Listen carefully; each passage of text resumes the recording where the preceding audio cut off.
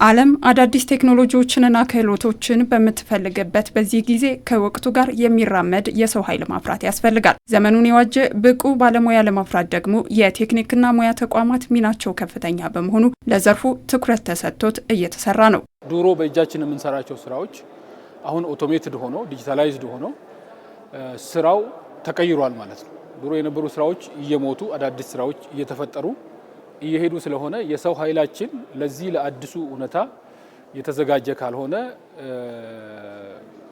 ዋጋ አልባ ነው የሚሆነው እና ያንን ለመፍታት ሲባል ፖሊሲና ስትራቴጂ ቀርጸን እየሰራን እንገኛለን።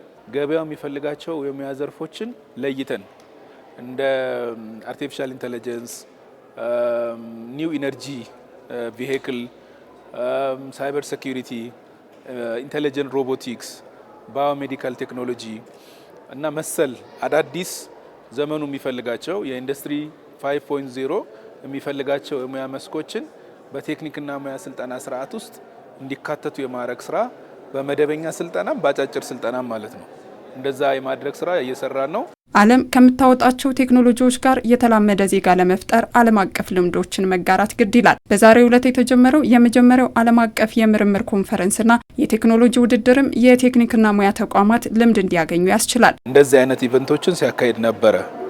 ነገር ግን ደግሞ ይሄ ሀገራዊ የሆነው ልምምድ ኢንተርናሽናል ብናደርገው ሌሎች ሀገራትን ጋብዘን ብናረግ ሀገራችን ደግሞ እንደዚህ አይነት ልምምድ ስላላት በብዛት ይሄንን ማድረግ ብንችል የተሻለ ልምድ እናገኛለን። በዚህም መሰረት ከተለያዩ የዓለም ክፍሎች ያሉ ልምዶች በመያዝ የጥናትና ምርምር ስራዎቻቸውን እንዲያቀርቡ ለማድረግ እንደዚሁም ደግሞ የቴክኖሎጂ ውድድር ለመፍጠር በማለም ነው ይሄ ዝግጅት የተዘጋጀው። በየአመቱ በርካታ ዜጎችን ወደ ተለያዩ ሀገራት እንልካለን።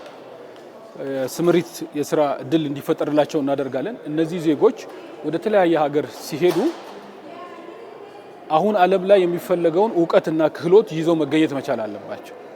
ቴክኖሎጂውን ማወቅ መቻል አለባቸው። ካልቸሩን ማወቅ መቻል አለባቸው። ኮሙኒኬሽኑን ማወቅ መቻል አለባቸው።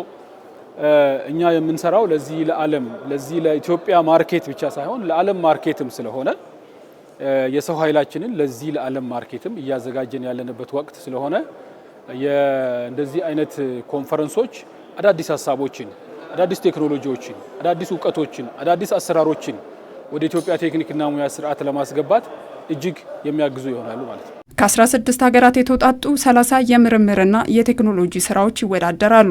እነዚህ ምርምሮችና ቴክኖሎጂዎች ግብርና፣ ኢነርጂን፣ የማዕድን ልማትንና ሌሎች ዘርፎችን ማሻሻል የሚያስችሉ ናቸው። ተሳታፊዎቹ ይዘዋቸው የመጧቸው ቴክኖሎጂዎች ግብርናን የሚያሻሽሉ፣ የማዕድን ልማትን የሚያሻሽሉ፣ የኢነርጂ ሴክተሩን የሚያሻሽሉ እንደዚሁም ደግሞ ከአይሲቲ ጋር የተገናኙ በአብዛኛው ከኢትዮጵያ ፕራዮሪቲ ኢንዱስትሪ ሴክተር የሚባሉትን የተቃኙ ከዛ ጋር ሪሌት ያደረጉ ቴክኖሎጂዎች ናቸው ይዘው የቀረቡት። የሪሰርች ውጤቶችም ወደዛው የሚያመሩ ናቸው። ሪሰርች ውጤቶቹ በአብዛኛው ኢመርጂንግ ቴክኖሎጂ ላይ ትኩረት ያደረጉ ናቸው። የአምራች ኢንዱስትሪውን እንዲያድግ ለማድረግ ምርታማነትን የሚጨምሩ ቴክኖሎጂዎች ያስፈልጓቸዋል። ይሄ ደግሞ በክህሎት የዳበረ የሰው ኃይል ይፈልጋል። ኢትዮጵያ በዘርፉ ለማደግ ያላት ወጣት የሰው ኃይል ይጠቅማታል። የሚጠበቀው ወጣቱ የሰው ኃይል በክህሎት የበቃ ማድረግ ነው። የቴክኒክና ሙያ ተቋማት ደግሞ የሚጫወቱት ሚና ከፍተኛ ነው። ኢትዮጵያ ለቴክኒክና ሙያ ተቋማት የሰጠችው ትኩረት ለኢኮኖሚ እድገት ጉዞ ከፍተኛ ሚናን ይጫወታል። በተጨማሪም በቴክኖሎጂ ከዓለም ጋር እኩል እንድትራመድ የሚያስችላት ነው። በዚህ በኢንዱስትሪ 4.0 5.0 ላይ ግን ልንቀላቀል እንችላለን።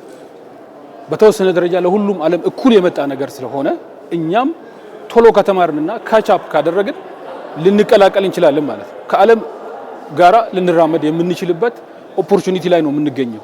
እንደ ድሮዎቹ ሪቮሉሽኖች፣ ኢንዱስትሪያል ሪቮሉሽኖች ተመልካች የምንሆንበት ሳይሆን እኛም ተዋናይ የምንሆንበት ሁኔታ ነው ያለው። የፌዴራል ቴክኒክና ሙያ ስልጠና ኢንስቲትዩት ያዘጋጀው መድረኩ ዛሬን ጨምሮ ለ3 ቀናት ይቆያል።